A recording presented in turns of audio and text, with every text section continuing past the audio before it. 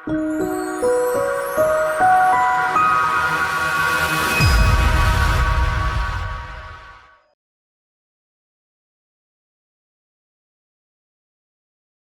standing, siguro po, let's open our Bible in the book of Isaiah. Two Old Testament books po ang babasahin po natin. First is in the book of Isaiah, chapter 61, verse 7. And then we will move to Joel, chapter 2, verse 25 to 27. Now, this Isaiah, chapter 61, verse 7, I would like to read in a easy English Bible translation. Okay?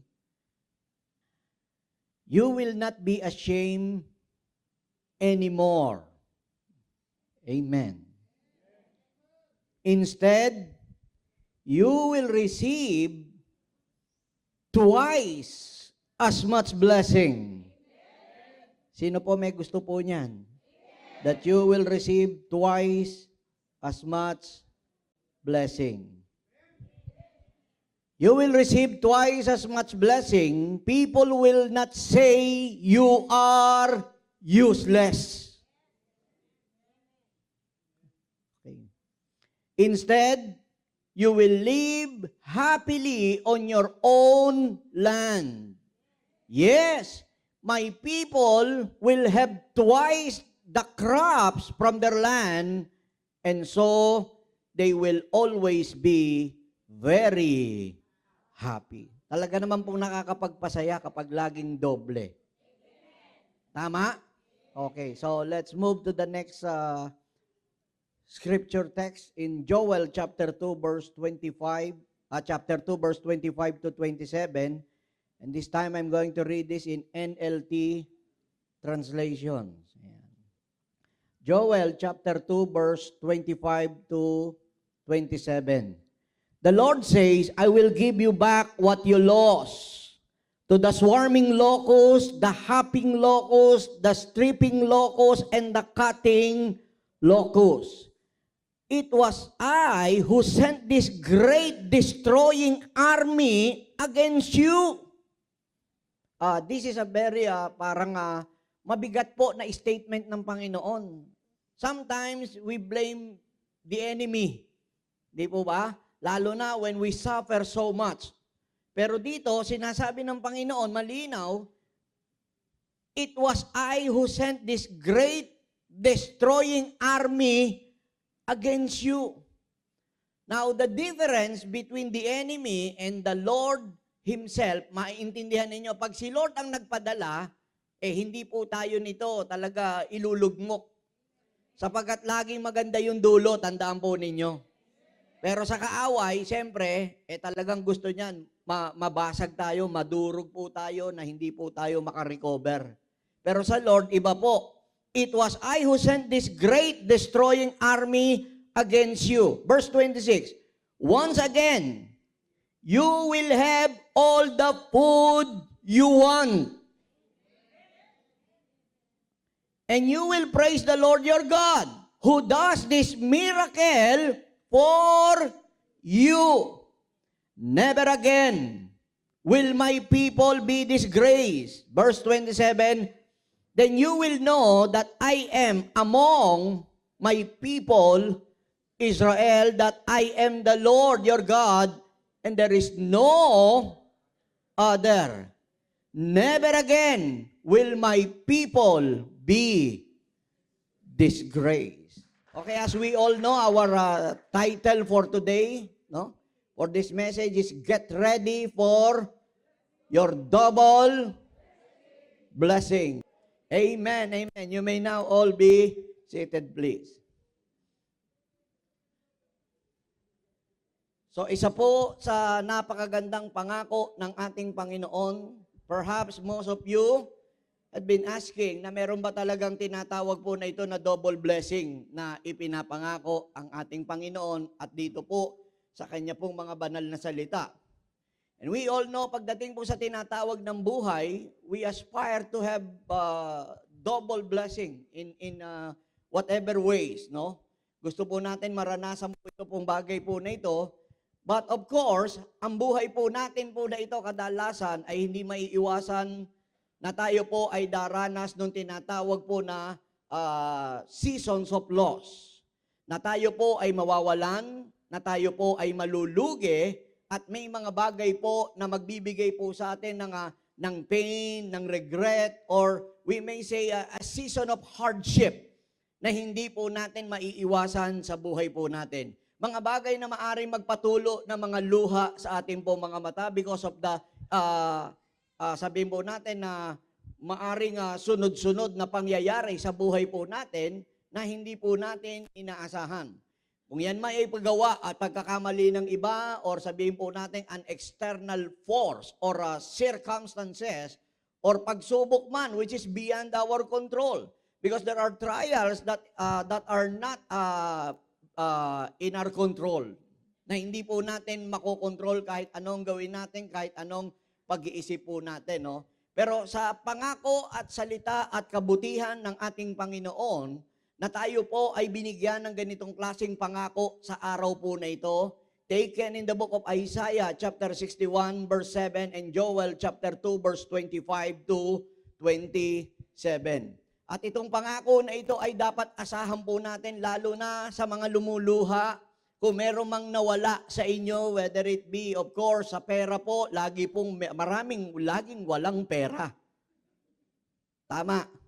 Na lagi pong nananaghoy pagdating po sa tinatawag na pananalapi, laging kulang, laging kapos, laging wala no? Kaya nasanay na siya na walang pera. Mahirap din yung ganong masanay sa walang pera. Naiintindihan po ba natin?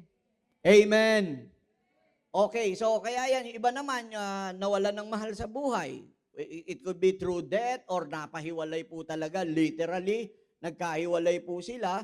So marami pong bagay po na maari po na mawala po sa atin. Negosyo na pinagkukudan po natin ng pagpapala ng Panginoon na wala o trabaho na nawala.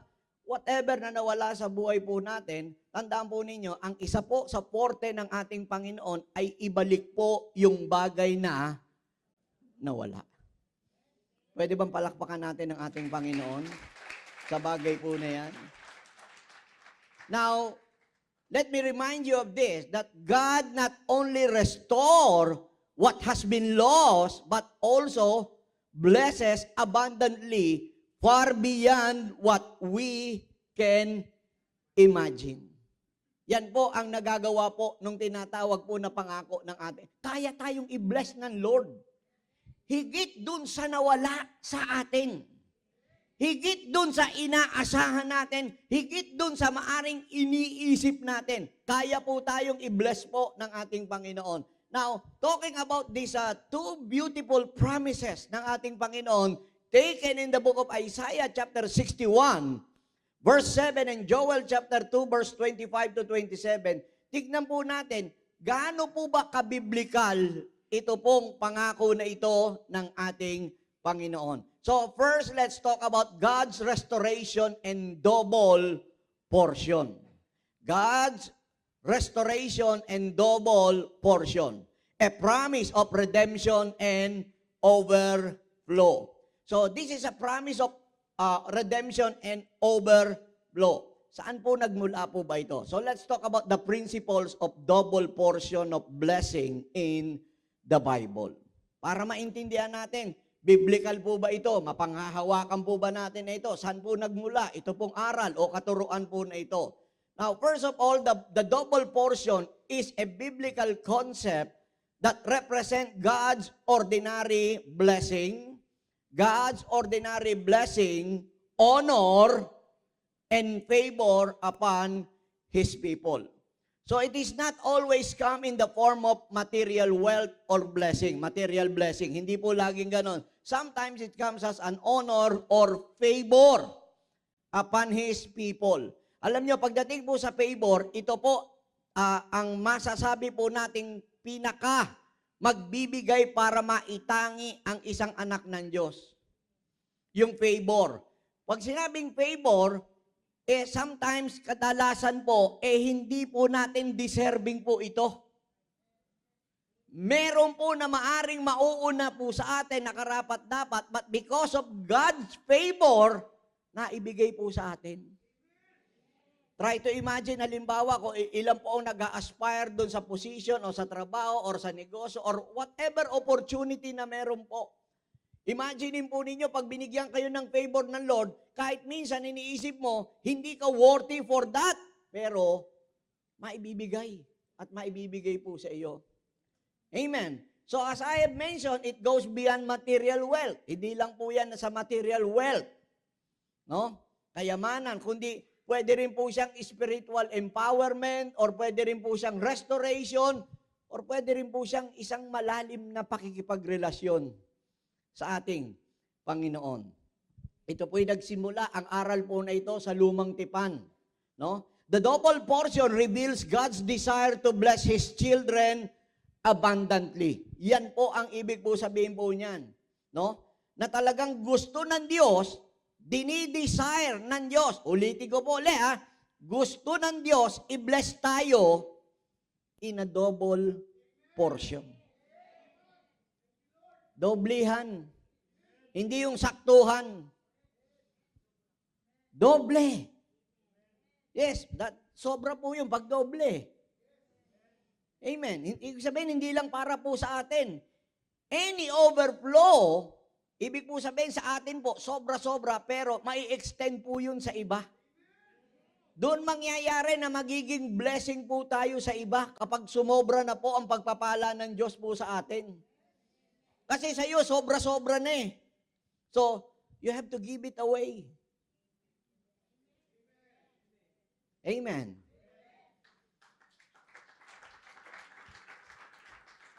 Now, the origins of the double portion. Saan po ba ito nagmula? Kagaya ng binabanggit ko sa salita ng ating Panginoon. So as I have mentioned, the double portion originates from Old Testament traditions, from the inheritance laws in ancient Israel. Ito po ang pinagmulan po niyan.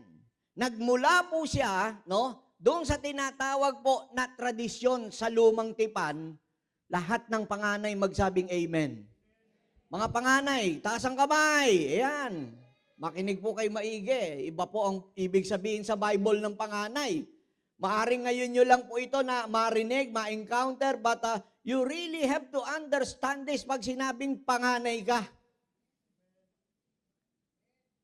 The idea of double portion originates from the Old Testament tradition. Practice po ito sa Lumang Tipan. Mga panganay, makinig po tayo.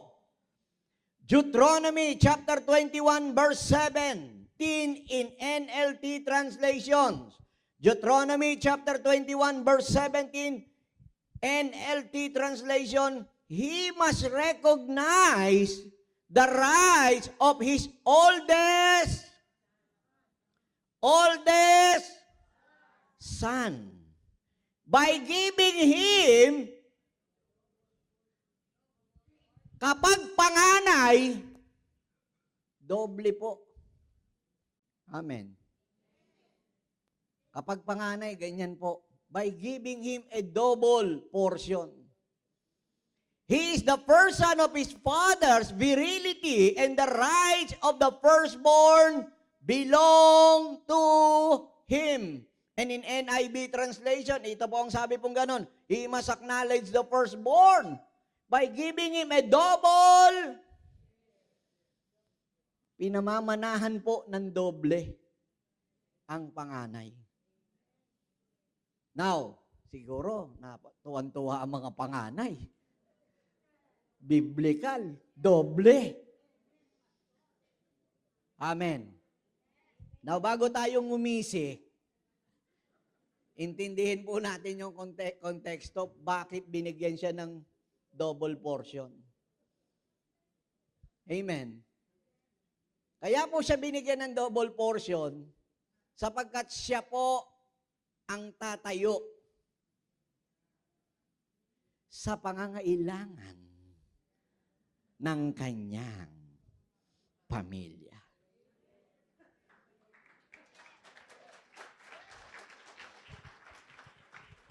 Biglang nag-isip, ang hirap pala maging panganay.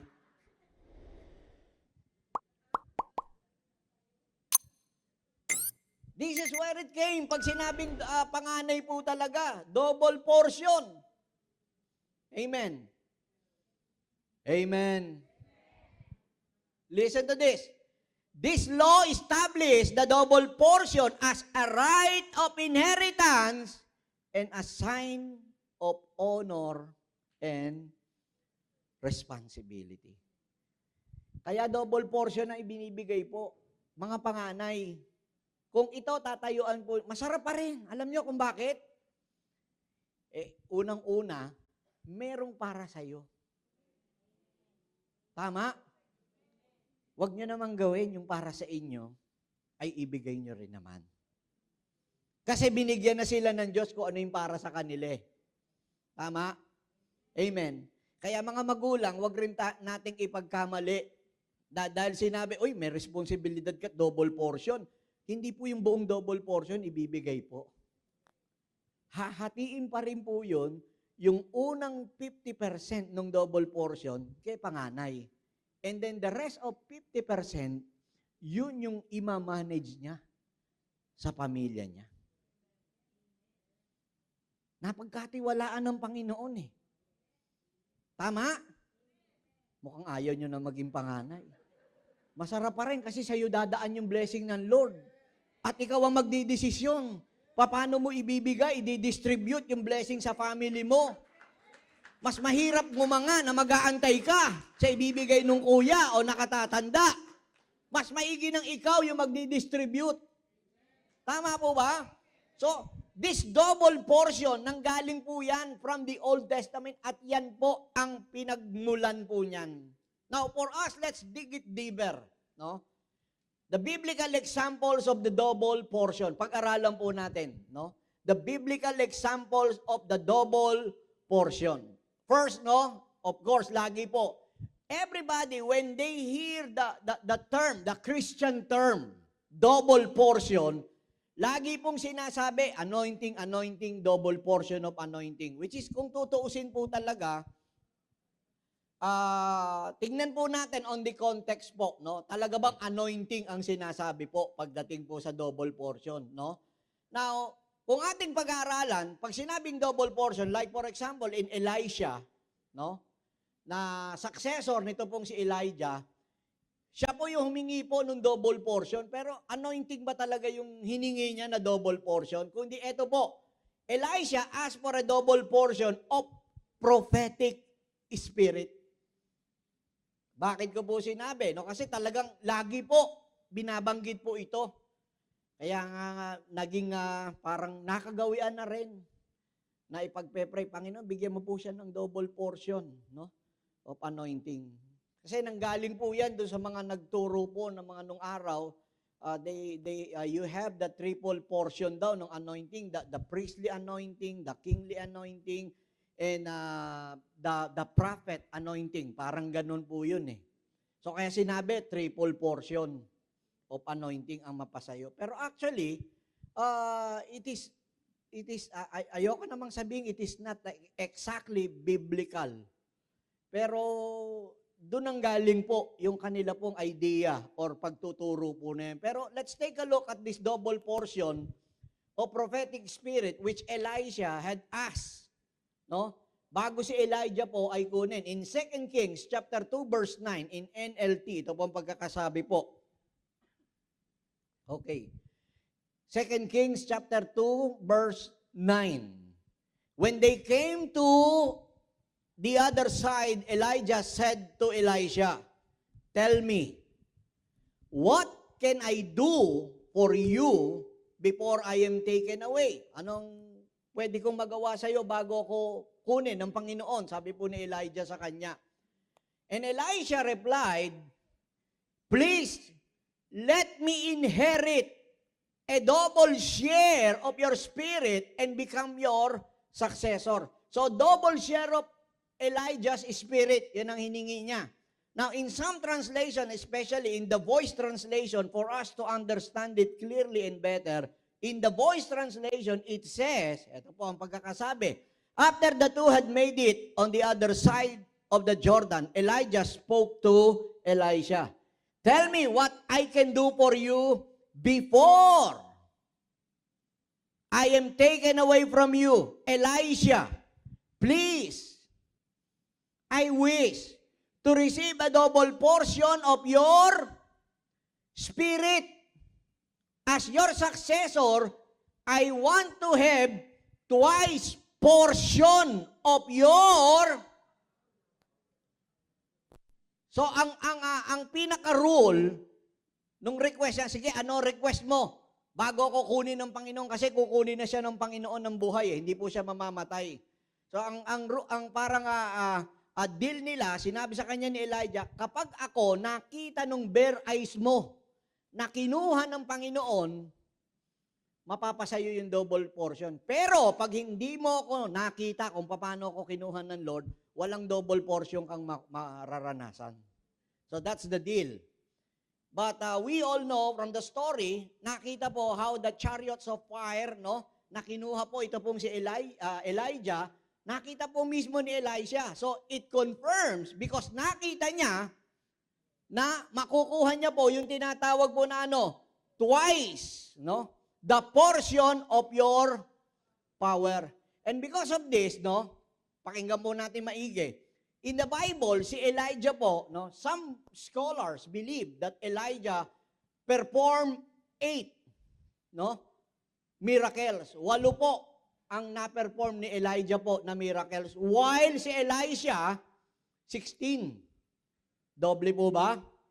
8 times 2, 16. And yung iba namang scholars naniniwala that Elijah performed 14 miracles, no? And Elisha, 28. 14 times 2. 28. Now, there are also others who believe in computing the miracles of Elijah as Elijah performed 16 miracles. Yun ang sinasabi po nila. 16 times 2. So si Elisha, 32. So depende how the scholar count the miracles na pinerform ni Elijah and Elisha. But nonetheless, kung titignan po natin, whether it be 8 and Elisha 16, and Elijah performed 14 miracles, no? Elisha performed 28 miracles, and pag sinabi naman po ng iba na 16, 32 ang miracles po na nagawa po ni Elisha. Either way, no? Kahit saan po rito, lagi talagang doble. Elisha doubled the miracle of Elijah through the power of God. Amen. So, yung request ni Elisha, he never asked for a material wealth. Amen.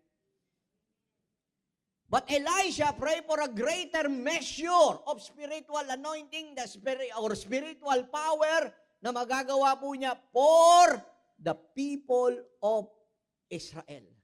Remember, hindi niya hiningi ito para sa kanya. Hiningi niya para sa. Madalas po, pagkaganyan po ang hingi po natin sa Panginoon, mas mataas ang percentage po na ibinibigay.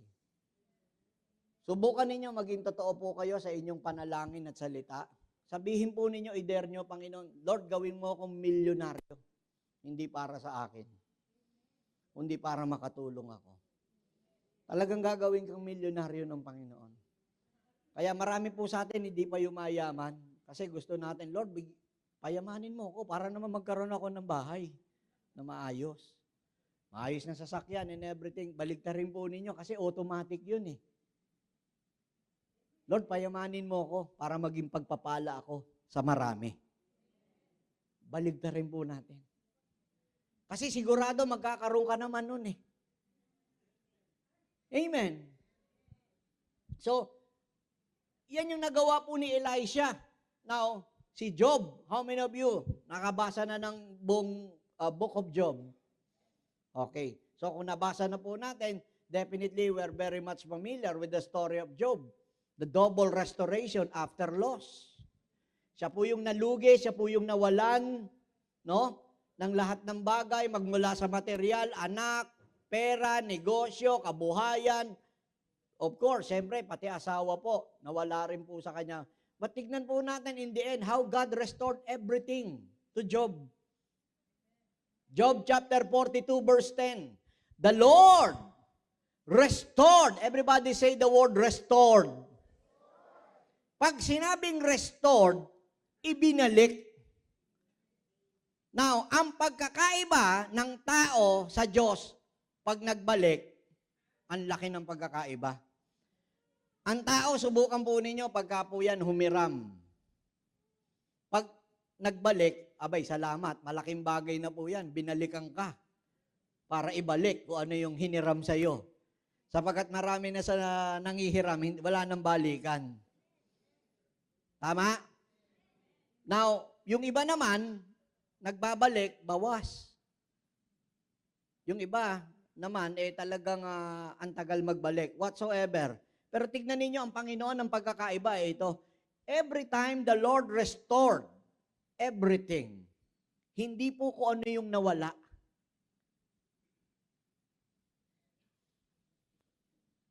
The Lord restored his fortunes and gave him doble. Pag sinabing twice, doble. Twice as much as he had, dinoble. Kung anong meron na dating meron siya. Dinoble. Amen. Kaya nga kita ninyo, kapag kahit sa pagpapagaling, ang Panginoon, pag nagpagaling, doble po talaga eh. Tignan niyo yung mga nasaktan. Tignan ninyo, kapag binalik ng Lord yung kaligayahan po ninyo, ay grabe. Sabihin niyo sa katabi ninyo, sobrang ligaya. Yes. In NASB translation, Job 42 verse 10 NASB or the New American Standard Bible, the Bible mentioned the Lord also restored the fortunes of Job. When he prayed for his friends, the Lord increased double all that Job had. Talagang dodoblehin. Laging may pasobra ang Lord pag siya nagbalik.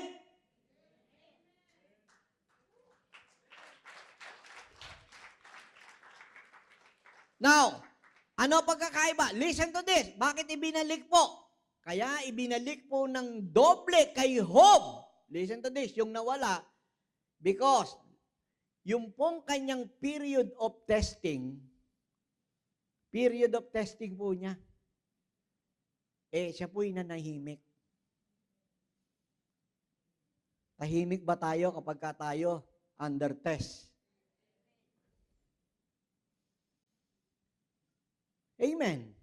And another thing, it demonstrates God's faithfulness to redeem and compensate His people, no, for their losses. Talagang ibabalik ng Panginoon kung ano yung nawala eh. Now, let me say this, no? Job's season of loss and hardship are not punishments. They are God's way of,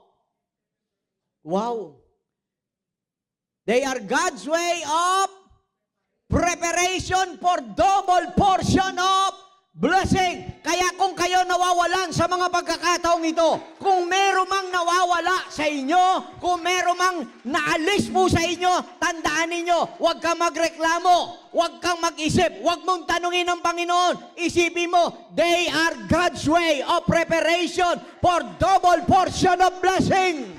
Kaya nangyayari sa iyo yan, kapatid, kaibigan, hindi parusa yan. Sabihin mo dapat, hindi ito parusa. This is God's preparation for a double portion. Kaya ka naghihirap. This is a preparation. Kaya ka nasasaktan. This is a preparation for double portion of blessing.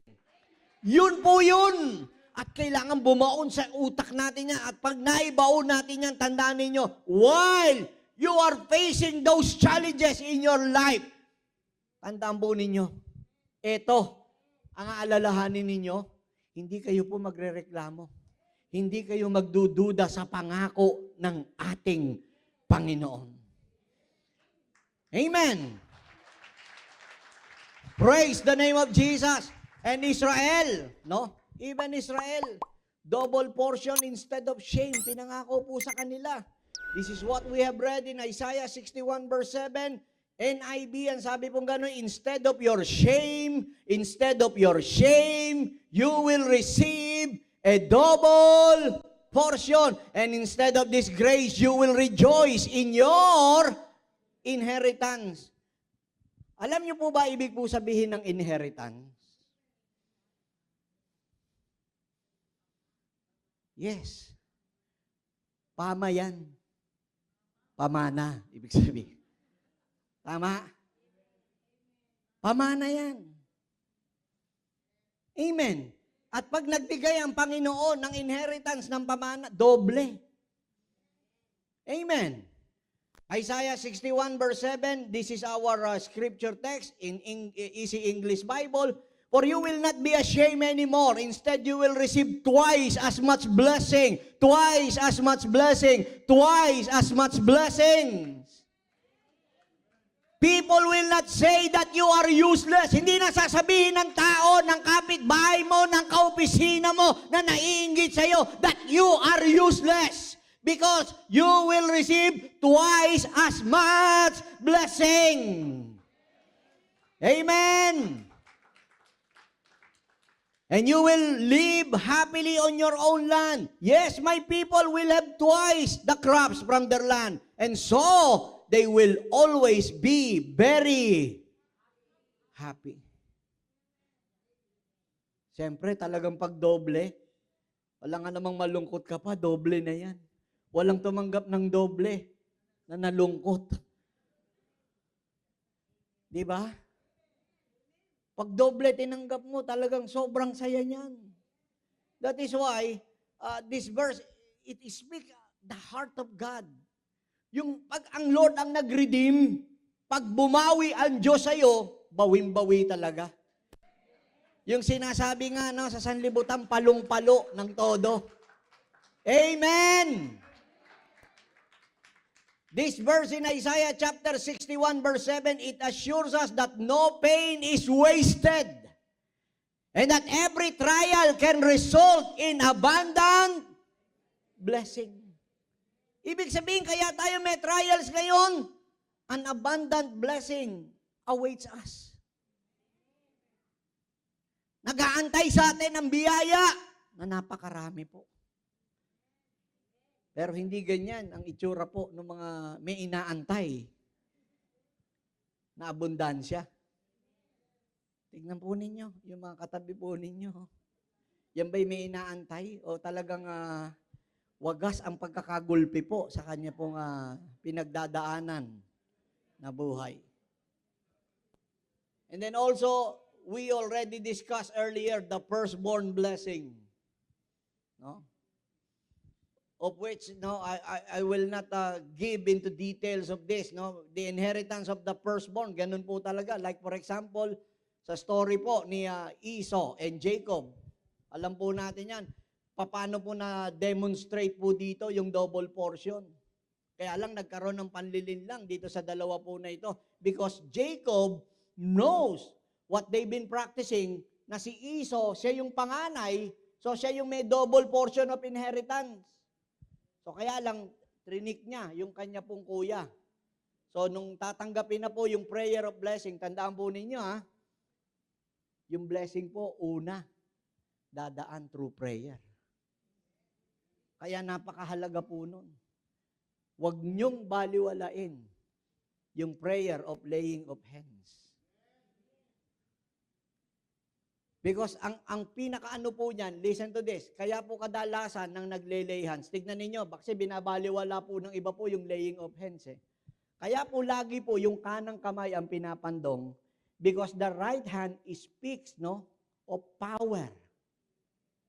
At yung kaliwang kamay, lagi po nakataas po yan sa langit po. It is because the heavens is flowing His blessing dito po sa kaliwa, papunta po dito.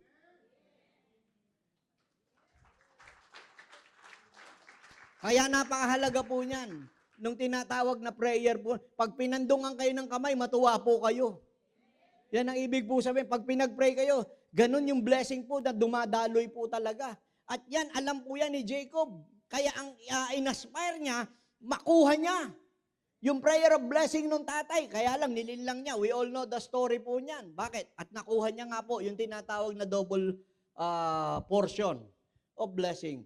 Ganun po katindi po yung tinatawag po na prayer po na yan. Huwag natin baliwalain. Sa totoo lang, kahit nga po doon sa tinatawag po ng mga kasal, hindi po mahalaga po ron yung pumila po na yung mga groom, yung bride. The most important in wedding ceremony po is none other than kung yung mag-asawa po, ipapag-pray na po. Yun ang pinakamahalaga po ron. Kaya lang, yun po ang hindi po binibigyan ng pagpapahalaga. Kaya yung mga hindi rin nagbigay ng pagpapahalaga doon sa prayer of blessing during their wedding, kadalasan, naghihiwalay. Wala po rin yan sa pagpapakain po na nasa hotel kayo. Hindi ko naman sinasabing huwag kayong mag-hotel na venue. Kung kaya nyo, go. Go po. But on the practical side, ako po lahat ng kinakaunseling ko, paulit-ulit. Bago kayo gumasta, siguraduhin nyo na meron muna kayong bahay, na mauwian. Kasi lahat ng papakainin nyo, pag nagka-problema kayo, ulitin ko lang, pang ilang ulit ko na sinabi, hindi kayo niyan tutulungan pag nagka-problema kayo. Pinakain nyo, biro mo, magpakain ka 200, 100, 300, di po ba? Hindi ko sinasabing masama. Kung sobra pera mo, do it. Okay yan. Pero, gagastos ka ng ganun, pagkatapos uupa kayo, wala kayo matitirhan. Lahat pag namroblema kayo sa Meralco, sa tubig, yan ang mga totoong buhay ng may asawa po eh. Yung pinakain nyo, hindi kayo tutulungan yan.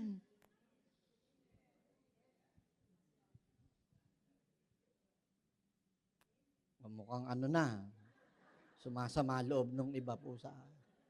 That's the reality of life. Diba? Gagastos kayo, magkano sing-sing, di ba? Iba pinagyayabang pa, okay kung meron. Di po ba? Kung pwede mo isiksik po, suot yung sing-sing pare, pwede na yun. Basta importante talaga, tumagal kayo eh. Yun ang importante. Magtagal kayo. Tama? Ang ganda nga ng suot ninyo. Pagkatapos, di ba? Yung magharap sa totoong buhay, mga mukhang busabos naman. Amen. Blessing. Yung prayer, napakahalaga po niyan. Pinagpapahalagahan po yan. Huwag niyong baliwalain po yan. Nandyan ang buhay ng pagpapala.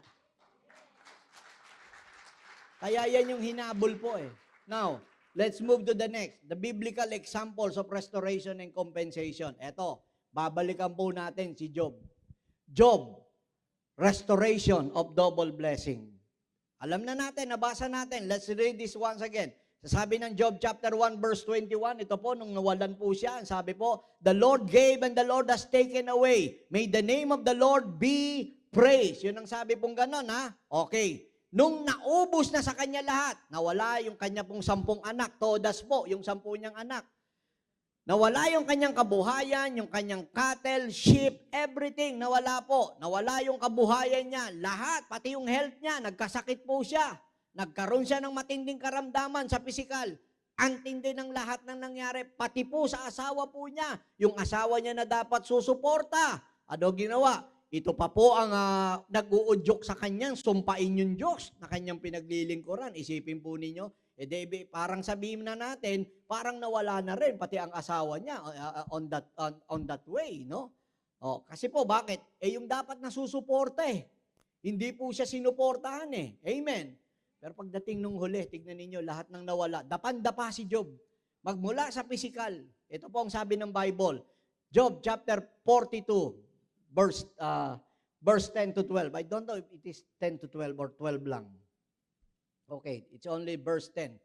But let me read this. The Lord restored his fortunes and gave him twice as much as he had before. The Lord blessed the latter part of Job's life more than the former part. Ibig po sabihin, mas dinoble. Kung ang kanyang tinatawag po na donkey, 2,000, ginawa ng Lord na 4,000. Yung kanyang cattle na 6,000, ginawa ng 12,000. Everything dinoble. At hindi lang yun. Pakinggan po ninyo. yung maging balat ni Job na kanyang nagkasakit po siya. Ginalis po si Job eh. Actually, that is a skin cancer in our modern time. Nagka-skin cancer po si Job na sakit po na nasa kanya po. Inuuod po yun literal. Kaya yung uod na nalalaglag po sa balat po niya, kukunin niya po, dadamputin niya. Kasi gusto niya na matodas talaga eh. Kaya lahat ng uod na nawawala, binabalik niya para mamatay na siya. Ganun po itsura po ni Job. Isipin po niyo kung ganun ang sakit mo, skin cancer, ano mangyayari sa balat mo? Pero sabi ng Bible, nung ibinalik ng Lord, para daw sanggol. O yan, sumilip kayo ng itsura po ng sanggol ng mga nasa likod mamaya para malaman nyo kung ano itsura po ng balat ng sanggol. Very tender, very soft. At pati dun sa anak na ibinalit po, kasi pasawa yung mga anak niya eh. Binigyan siya ng tatlong anak na babae na pinakamaganda sa buong lupain in the land of Uz. Yung anak niya ang pinakamaganda. Ibig sabihin, pang Miss Universe. 3 pang Miss Universe na anak ang ibinigay po sa kanya. Sipin po ninyo, dinoble. Tama? Amen. Ganyan ang Lord pagka nagdoble. Unexpected. So amazing. Sabihin nyo sa katabi nyo, so amazing. Yes. Ganun po talaga eh. Now, hindi lang si Job, pati po si Joseph. Joseph, let's talk about Joseph, how God restores everything after years of injustice na naranasan niya. We all know the story of Joseph, kung paano siya kinawawa ng mga kapatid niya. Hindi iba ang kumawawa sa kanya. Kapatid. Tama? Kapatid yung nanakit, kapatid yung nang-scam. Kaya minsan nagtataka tayo, bakit ganun pa, kung sino pa yung malapit. Ganun po talaga ang buhay. Maybe the Lord is preparing you for a double blessing. Yan ang dapat na maisip po natin. Amen. So, we can see that Joseph's life was a testament to God's restoration. Makikita po natin, he was betrayed by his brothers, sold into slavery, and unjustly imprisoned, nakulong nang wala naman talagang kasalanan. And Joseph endured the years of hardship. Hindi po siya nagreklamo.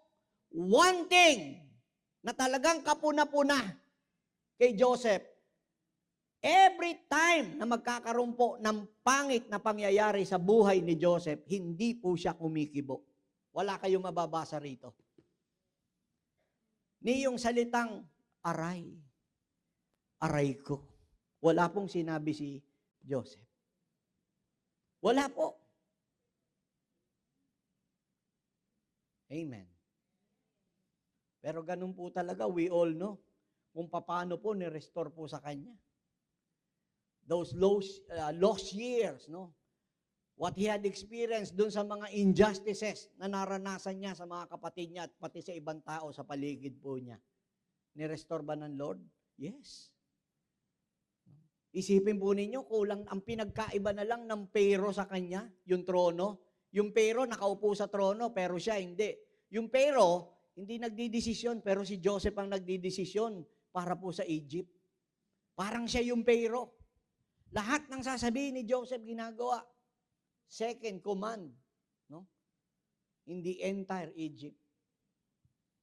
Matindi po si Joseph. Yun ang ni-restore po sa kanya ng ating Panginoon.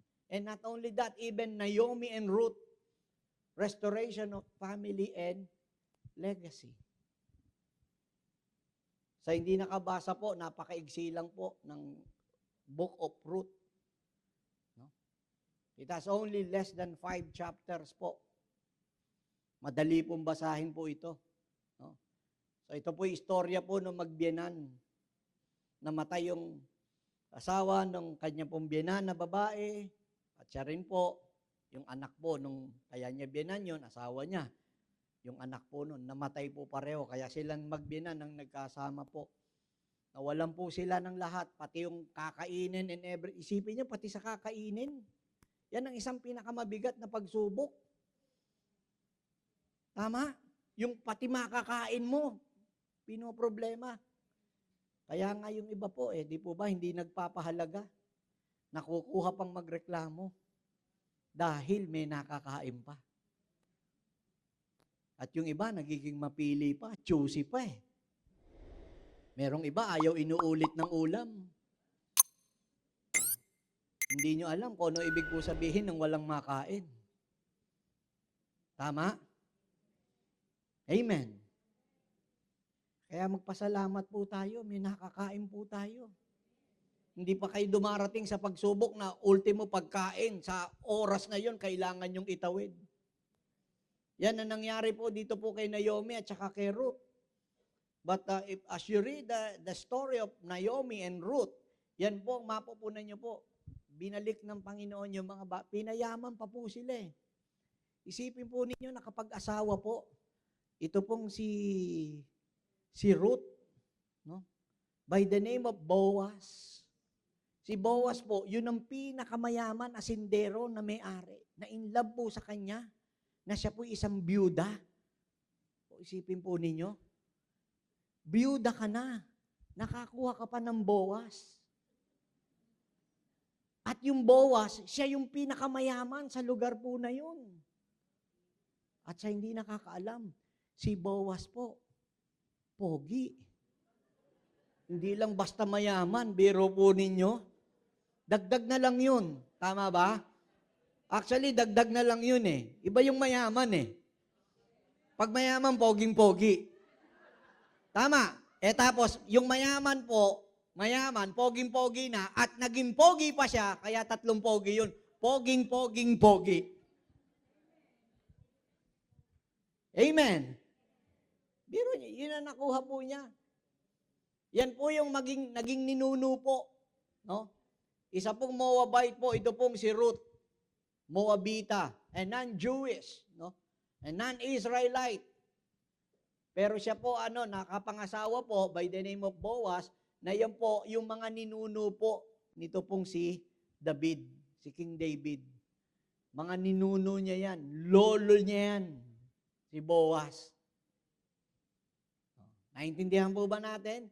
So, kita ninyo, ano legacy? Nagkaroon po siya ng apo na hari. Ilang hari ang naging ina po nito pong si Ruth. O, kita ninyo? That is why restoration of family and legacy. Amen. Kaya, totoo po, nabiyuda man si Naomi at si Ruth, huwag kayong mag-alala. May Boaz po. Tama? Poging-poging-pogi. Amen. And then lastly, I would like to use the story of the prodigal son. Restoration of relationship. You know how broken the relationship of this prodigal son to his father? Sobra. No? May mga anak kasi na hindi naiintindihan kung ano yung ginagawa po nila. Tira lang sila ng tira. Basta ang gusto nila, gagawin nila without thinking na masasaktan yung magulang nila. At look at this prodigal son. Biro ninyo, hindi pa po time para ibigay yung mana. Hiningi niya agad yung mana niya. Sabi niya, tay, bigay nyo na ika, hatiin nyo na sa amin. 2 sila magkapatid bunso po itong prodigal Hatiin nyo na sa amin. Yung mana ko na makukuha, bigay nyo na sa akin. Biro nyo, tindi, no? At pagkatapos, mabait naman yung tatay, no? Binigay. Nung naibigay, umalis po. And we all know what the Bible mentioned, ang story po ng prodigal son, sabi po ng Bible, inubos niya po yung pera niya po sa mga party-party, inubos niya yung pera niya sa mga harlot, sa mga, alam niyo na po, sa mga prostitute. Yan ang sabi pong ganun. Nung ubos na po, wala na po siyang makain, kailangan niyang mamasukan po. At ang kanyang kakainin po, ay ay kung ano yung kinakain ng mga baboy na kanyang inaalagaan. Kaya naisip niya, sabi niya, sa bahay ng tatay ko, mas okay pa. Yung mga nag-aalaga ng sa tahanan ng tatay ko, yung mga alipin, yung mga slaves, masarap ang kinakain kaysa sa akin. Babalik ako sa tatay ko. Tama? So, what we can learn from this? Minsan, kita ninyo, hindi iniintindi ng mga anak. Wala silang pakialam na makasakit sila damdamin ng magulang nila eh. Tama? Kaya minsan bilang magulang, masasabi mo lang, maiintindihan mo na lang yan kapag ka ikay naging magulang. Pero gusto nyo ba na repeated cycle, na ongoing? Hindi ba pwedeng i-break na? In our time, in our generation, huwag nyo nang saktan yung magulang po ninyo. And listen to this. Makinig kayo mga anak. Lalo po ang inyong mga nanay. Huwag na huwag po ninyong paiiyakin.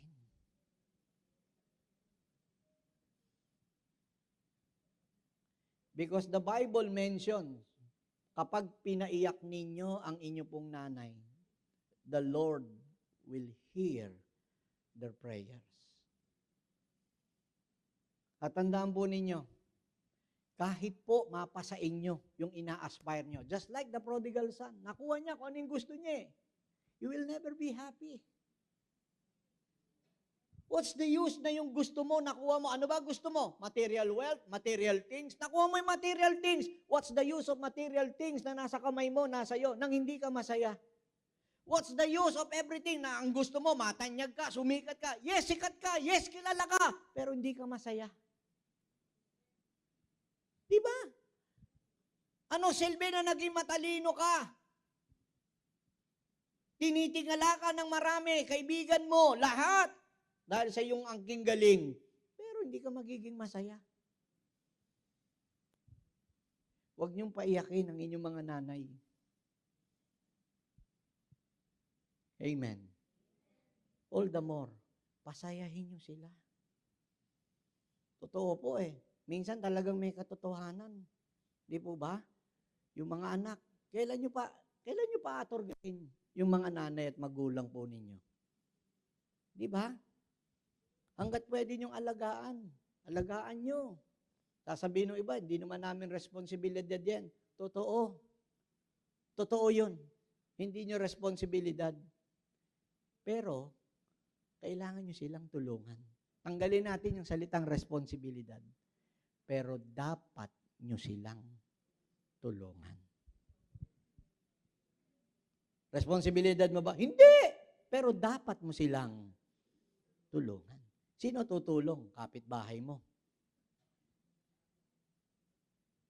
Sino tutulong? Yung barangay captain nyo? Si kapitan? Ha? Di ba? Totoo nga naman eh. Hanggat po pwedeng mapakain, pakainin ninyo talaga. Amen. Hindi nga naman yung kung kailang na-ospital, no? Saka mo dadalawin, bibili ka ng pasalubong, di ba? Eh, hindi naman makakakain, bawal yun eh.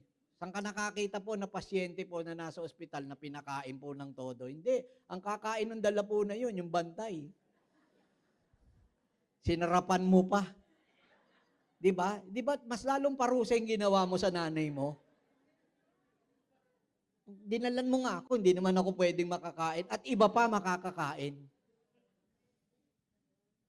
Tama. Kung kailan nga naman talaga po pwedeng bihisan ng maayos, ngayon nyo bihisan hanggat buhay. Hindi yung kung kailang nakaburol nga naman, tsaka nyo bibihisan, di ba?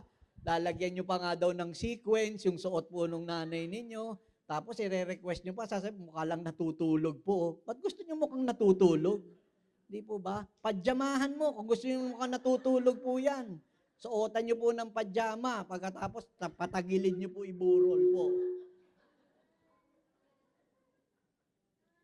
Amen. Hanggat ngayon po pwedeng bumawi. Amen. Gusto natin double blessing, ayaw natin gawin kung ano yung tama. Amen. Yung ibang masama pa loob. Pag nakikita pa yung magulang nila, no? Yung parang mabalitaan pa lang. Pag umiidad eh. Kaya nga ito, paulit-ulit kong pinapaalala po doon sa mga magulang po, lalo't mga medyo bata pa, mag-ipon kayo sa pagtanda po ninyo. Swerte na po na kayo po'y kalingain ng mga anak ninyo. Huwag niyong ibenta lahat ng kalabaw para sa kanila. Magtira po kayo ng kalabaw para po sa inyo, pagtanda. Kasi kahit sabihin mo, hindi sa ano pa man eh, kung makapag-asawa yan, of course, ang priority na niyan, pamilya niya. May pamilya na yun eh. Given na yun. Naintindihan natin? Pero, paano kung nakapag-asawa po yan ng demonyita? Di ba? Tama po ba? O, paano ka makikipaglaban? Siyempre, dapat maintindihan din to minsan, medyo lilihis lang ako ng konti, maintindihan rin po ito ng mga magulang, huwag kayong makipagkukumpetensya sa inyo pong tinatawag na manugang. Lalo't kung ang anak nyo, lalaki po, pag nagpabango po yung manugang po ninyo, wala na po kayong panalo. Pag bagong ligo po yan, wala na po kayong panalo. Makakalimutan po kayo ng anak nyong lalaki. Di ba? Kaya kinakailangan matuto po tayo eh. Walang ibang aaturga po sa inyo kung hindi kayo. Kasi isipin po ninyo, kapag ang magulang, paulit-ulit ko nang sasabi po ito, pero pinapaalala rin paulit-ulit. Pag ang magulang tumanda ng may pera, pag-aagawan kayo ng anak. Pag walang pera magulang, nako, kadadala lang nung nakatatandang kapatid, o kuya o ate, o kuya, kailan mo uli kukunin si ano? Kadarating pa lang kakahatid ha. Hinatid si nana, kasi magpapaikot-ikot na po yan initially. Kadarating pa lang ha, bibigay mo na itong magulang para makaikot-ikot. Ang tanong kagad nung pinagdalan, kuya, kailan mo kukunin si nanay? Kailan mo kukunin si tatay? Di ba? Gusto nyo ba yung ganun? Subukan ninyo, ang dami nyong ipon. Naku, mag-aagawan lahat ng anak nyo. Kuya, ang tagal na sa'yo ni nanay ha. Bakit hanggang ngayon, 2 buwan na nasa iyo? Sa amin naman, kami naman na mabigyan mo ng pagkakataong alagaan at arugain si nanay at si tatay. Kung tutuusin, arugain ba talaga? Hindi. May ganun eh. May ganun. Sabihin nyo, may ganun. Yan. Pero kapag kawala niyan, nako, nga. Kawawa ang magulang sa pagtanda. Paghandaan po ninyo. Alam niyo bakit tinuturo ito ng Lord, itong double blessing? Pag tumanggap kayo, mga magulang, ha, huwag niyong ibigay ang lahat ng kalabaw sa anak. Ha? Yung double blessing, kalahatiin nyo. At kung maaari, 60-40. 40 sa kanila, 60 sa inyo. Masama ba ako magulang nun? Ay, hindi. Ang tawag sa iyo ay siguristang magulang.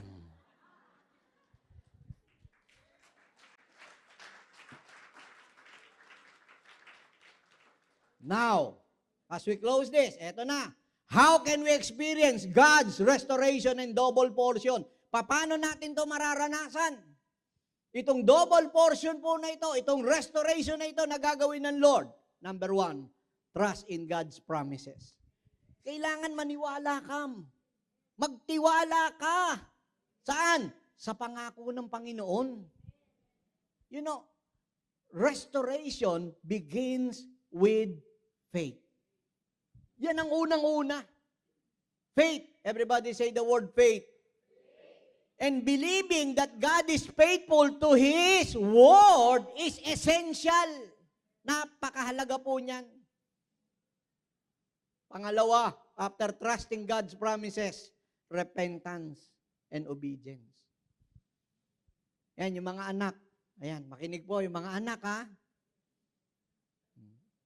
In Joel chapter 2, restoration follows repentance. Kailangan nandun po yung tinatawag po na pagsisisi. Yung panunumbalik sa Diyos. Manumbalik tayo sa Panginoon. Manumbalik po tayo sa aral niya. Manumbalik po tayo sa Kanya pong mga salita. At habang nagagawa po natin yan, wait on God's timing. Matuto tayong mag-antay. Mag-antay tayo saan? Sa timing ng ating Panginoon. Restoration often takes time. Huwag kayong yung magmamadali. Di ba? Antay lang. Amen. Matuto tayo mag-antay. Ito kulang po sa atin eh. Yung pag-aantay, marami sa atin mainipin. Gusto natin lagi, now na. Amen. And then another thing is, pang-apat, praise and gratitude. While waiting, you have to praise, no? And have the spirit of thankfulness. Matuto tayong magpasalamat habang nag-iintay. Matuto tayong magpuri. Purihin natin ang Diyos sa gagawin niya sa buhay po natin. And then panlima is walk in covenant relationship.